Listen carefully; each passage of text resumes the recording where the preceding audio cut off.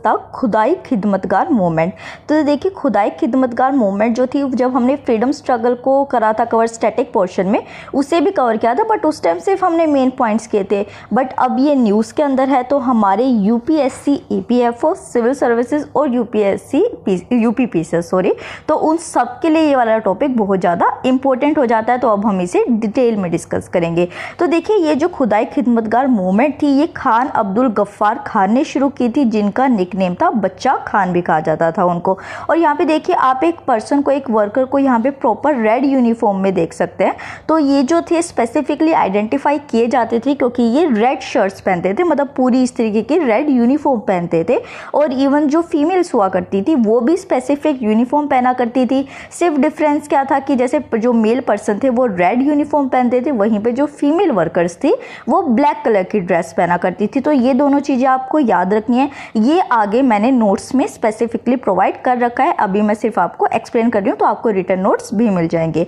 तो देखिए ये बेसिकली जो थे खान अब्दुल गफ्फार खान जो थे, ये एक पाश्तून इंडिपेंडेंस एक्टिविस्ट थे, जो कि ब्रिटिश राज के टाइम में इन्होंने इंडिपेंडेंस के लिए बहुत ज़्यादा स्ट्रगल किया। और इन्होंने ही खुदाई खिदमतगार मूवमेंट जो थी, खुदाई खिदमतगार का क्या मतलब होता है, सर्वेंट्स ऑफ गॉड, जो गॉड को सर्व करने के लिए आए हैं। इन्होंने 1929 के अंदर इस मूवमेंट को शुरू किया था। तो अभी ये न्यूज़ में क्यों है, क्योंकि 90 ईयर्स कंप्लीट हो चुके हैं किस्सा खवानी बाज़ार मैसेकर के, तो उसके लिए ये न्यूज़ में आ गया है। तो किस्सा खवानी बाज़ार जो मूवमेंट थी या फिर जो मैसेकर था, वो क्या हुआ था कि जो ब्रिटिश सोल्जर्स थे उन्होंने आके इस मैसेकर में जो नॉन वायलेंट प्रोटेस्टर थे खुदाई खिदमतगार मूवमेंट के 23 अप्रैल 1930 को जो प्रोटेस्ट कर रहे थे उनको शूट करना शुरू कर दिया गया था, उनके ऊपर अटैक करना शुरू कर दिया था। तो ये उस टाइम मूवमेंट आई थी 1930 में, और 90 साल अभी इसको पूरे हो चुके हैं। तो ये जो खुदाई खिदमतगार मूवमेंट थी, ये एक चीज़ आपको याद रखनी है कि ये कभी भी वॉयलेंट मूवमेंट नहीं रही थी, ये हमेशा नॉन वॉयलेंट मूवमेंट रही थी। नॉन वॉयलेंट मूवमेंट क्यों थी, क्योंकि जो खान अब्दुल गफ्फार खान थे वो बेसिकली गांधी जी के फॉलोअर्स थे। तो अगर गांधी जी का कोई फॉलोअर है तो वो ऑब्वियसली कैसी मूवमेंट्स करेगा, नॉन वॉयलेंट करेगा।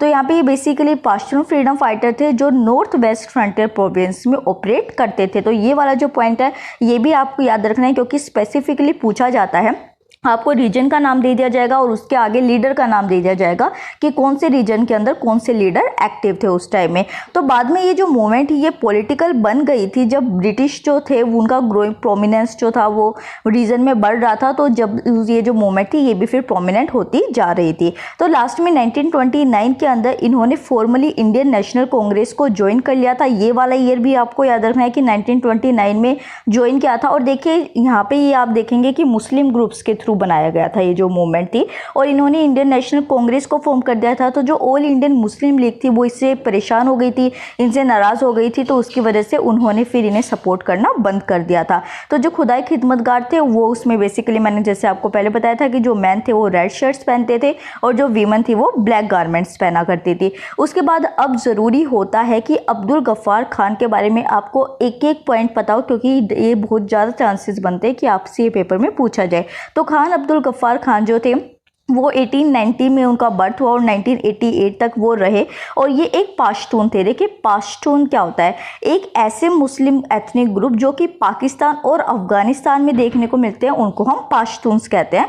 ये महात्मा गांधी के फॉलोअर थे, तो उन्हें फ्रंटियर गांधी भी कहा जाता है। मोस्ट इंपॉर्टेंट पॉइंट, इसको आप बिल्कुल रट के रखेंगे कि फ्रंटियर गांधी के नाम से किसको जाना जाता था और वो कौन सी मूवमेंट से एसोसिएटेड थे। और उनकी मूवमेंट का मेन पार्ट क्या था कि वो रेड शर्ट्स पहना करते थे। गफ्फार खान जो थे उन्होंने गांधी से मिले थे वो 1919 में, और उसी टाइम में ये पॉलिटिक्स में एंटर हुए थे at the time of Rowlatt Act. Another important point for your exam, ये पूछा जाता है कि किस मूवमेंट के टाइम में कौन सा लीडर जो था वो पॉलिटिक्स के अंदर एंटर हुआ था। ये बेसिकली उनकी वही डिटेल्स है जो मैंने अभी आपको बताई है। उसके बाद देखिए 1920 में इन्होंने खिलाफत मूवमेंट को ज्वाइन कर लिया था, और 1921 के अंदर इनको डिस्ट्रिक्ट खिलाफत कमेटी जो थी उसके प्रेसिडेंट के उसमें इलेक्ट किया गया था, जो कि नॉर्थ वेस्ट फ्रंटियर प्रोविंस के डिस्ट्रिक्ट में प्रेसिडेंट सिलेक्ट किए गए थे। तो इनमें बेसिकली जो है रेड शर्ट मूवमेंट भी कहा जाता है खुदाई खिदमतगार को। तो ये वाला पॉइंट भी आपको अपने एग्जाम प्रोस्पेक्टिव से याद रखना है। 1987 में इनको भारत रत्न प्राइज मिला था, जो कि हाईएस्ट इंडियन ऑनर होता है। और एक चीज़ आपको याद रखनी है कि ये फर्स्ट नॉन इंडियन थे जिनको कि ये ऑनर मिला था, मतलब भारत रत्न मिला था। उसके साथ अब आपके एग्जाम प्रोस्पेक्टिव से और चीज़ जो निकल के आती है, क्योंकि मैं हमेशा आपको कहती हूँ कि UPSC is all about interlinking of topics, और वो ये नहीं देखना चाहते कि आपने चीज़ों को रटा कितना है, वो ये देखना चाहते हैं कि आप चीज़ों को समझ कितना रहे और आप अवेयर कितना है। तो यहाँ पे पहले तो हो गए गफ्फार खान, जिनको कि नॉन इंडियन थे, जिनको भारत रत्न मिला था। उसके अलावा जो भारत रत्न मिला था नॉन इंडियन को, वो थे नेल्सन मंडेला, जिनको 1919 में अवार्ड मिला था। और उसके बाद मदर टेरेसा जो थी, उनको 1980 में मिला था, जो कि ऐसी फर्स्ट और ओनली नेचुरलाइज सिटीजन थी जिनको भारत रत्न मिला था। तो मतलब बाद में वो इंडियन बन गई थी, बट पहले वो दूसरी कंट्री से ही बिलोंग करती थी। तो अभी तक अगर लेक्चर समझ आ रहा है और अच्छा लग रहा है तो प्लीज़ चैनल को सब्सक्राइब कीजिए, वीडियो को लाइक कीजिए। आगे अब हम क्वेश्चंस को शुरू करते हैं। तो मैंने आपसे कल एक क्वेश्चन पूछा था, जिसमें मैंने पूछा था कि मिलेट विलेज स्कीम जो है वो अभी न्यूज़ में रिसेंटली दिख रही है, उसको किसने इनिशिएट किया है। तो फिरोज़ हुसैन ने इसका आंसर जो है वो बिल्कुल सही दिया है। सो कॉन्ग्रेचुलेशंस फिरोज़, आई होप आप ऐसे ही अपनी प्रिपरेशन को अच्छे तरीके से कंटिन्यू रखेंगे, टॉपर्स टॉप के साथ आप कनेक्टेड रहेंगे और आप अपने जल्दी से एम को अचीव कर लेंगे। तो यहाँ पे जिन स्टूडेंट्स ने इसको नहीं अटेम्प्ट किया था, मैं उनके लिए बता दूं कि केरला जो सी ऑप्शन है वो इसका सही ऑप्शन है। और मैं इसको एक बार आपको एक्सप्लेन भी कर देती हूँ। मिलेट विलेज स्कीम जो है वो फर्स्ट लॉन्च हुई थी अट्टापडी, जो पलक्कड़ डिस्ट्रिक्ट है केरला का, उसके अंदर। अगर मैं गलत प्रोनाउंस कर रही हूँ तो उसके लिए सॉरी।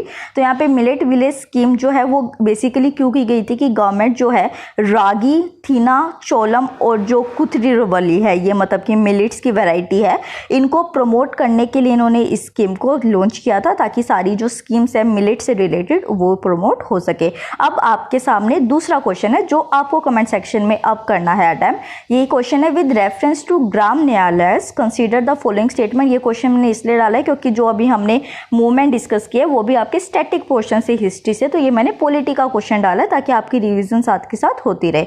तो ग्राम न्यायालय से रिलेटेड ये स्टेटमेंट्स है। फर्स्ट स्टेटमेंट है, it is a constitutional body. Second statement है, the Gram Nyayalayas are presided over by a Nyaya Adhikari appointed by the state government. Third statement है, it has both civil and criminal jurisdiction over the offences. जो Hindi medium के student है उनके लिए मैं एक बार read कर देती हूँ। ग्राम न्यायालय के बारे में 3 स्टेटमेंट दे रखी है। आपको बताना है कि पहले तो ये कॉन्स्टिट्यूशनल बॉडी है।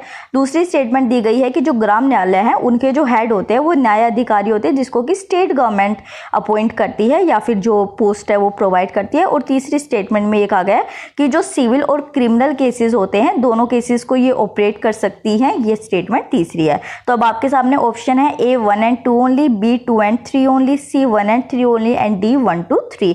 तो इस क्वेश्चन को जरूर अटेम्प्ट कीजिएगा, कमेंट सेक्शन में आंसर कीजिएगा, चैनल को सब्सक्राइब, वीडियो को like. Thank you so much.